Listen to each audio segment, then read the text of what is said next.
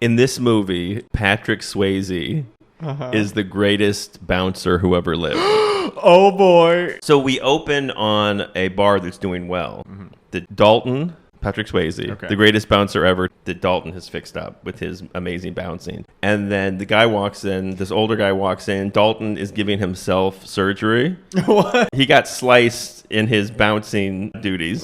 This guy's such a badass, he sews himself up. And he's like, it's a shitty little town called Jasper, Missouri. I just came into some money. I want to fix this bar I own up, and I hear you're the best. Like, and I'll give you a bunch of money. Come save my bar. And he's like, okay, I'll do it. And he's like, I'm going to get you a plane ticket. And he says, I don't fly.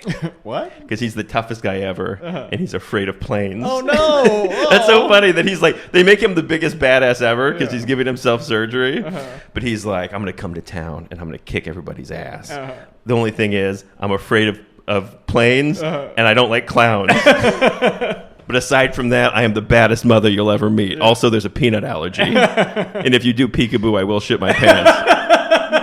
And then he goes to, it's a really small town. So he goes to this old farm where this old guy with a big white beard, you know, sweet guy, it's his farm. And he has this big, beautiful room above the barn or whatever.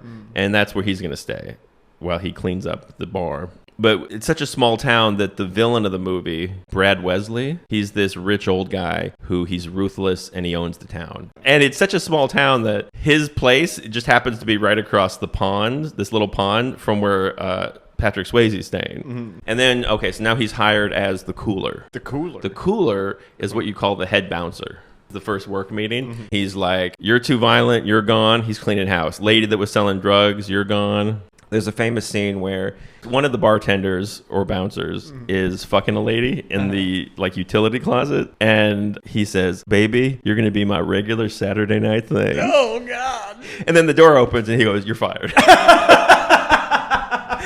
And he's like, fuck. Okay. And then, and this is the pivotal part of the movie, he goes to the guy, the bartender, and he says, you've been stealing money from the cash register. You're out too. And the bartender's like, do you know who my uncle is? And then he's like, I don't give a shit. It turns out this guy's uncle is Brad Wesley, the guy who owns the town. Okay. And is very violent. Oh, so his windshield keeps getting busted. So he goes to the hardware store in town. And he meets Red, who is a nice old guy, and they get along. But then Brad Wesley is coming in and shaking Red down. And then there's a famous scene where he's out in the country where his room is. And then he's on the grass by the pond. And he's doing shirtless, sweaty Tai Chi. He's just doing these slow motion movements, you know? And then they cut to the guy with the big white beard, the farmer. And the farmer's like, why do I rent this room out? But then Swayze comes back to work. Now the bartender he fired is back, and he brought goons with him. And he's like, guess what? The owner's reconsidered. You don't fire me because my uncle is Brad Wesley, right? And then this starts a fight. There's a fat guy in suspenders. What? Everyone's got a knife. Swayze gets slashed. He throws a guy through the window of the office. And then it's a big bar fight, right? So now Swayze got a little cut. And now he goes to the hospital. Who's at the hospital? Beautiful blonde doctor. Nice. Love interest. And she's like, you're such a tough guy. You're a big tough guy. She's going to give him anesthetic. And he's like, I don't want it. Oh. And she's like, do you like pain? And he's like, pain don't hurt. He's like, but if you put on a captain's hat, I'm out of here.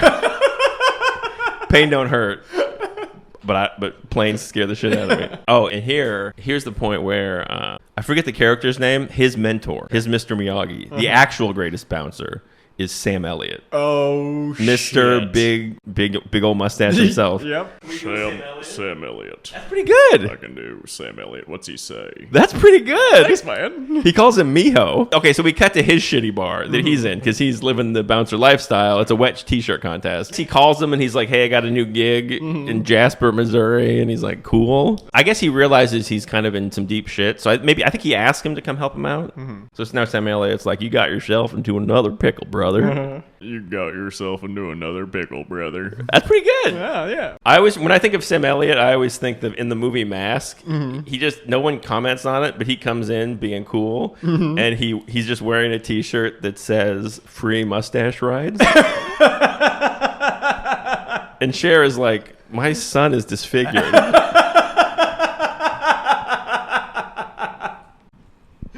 So thank you for bringing much needed levity with your humorous T-shirt. Bar Okay, fight. Swayze has sex with the doctor. Oh. And this is a very specific thing I've noticed, that I think Swayze choreographs his own sex scenes because he started as a dancer. Oh, I didn't know that.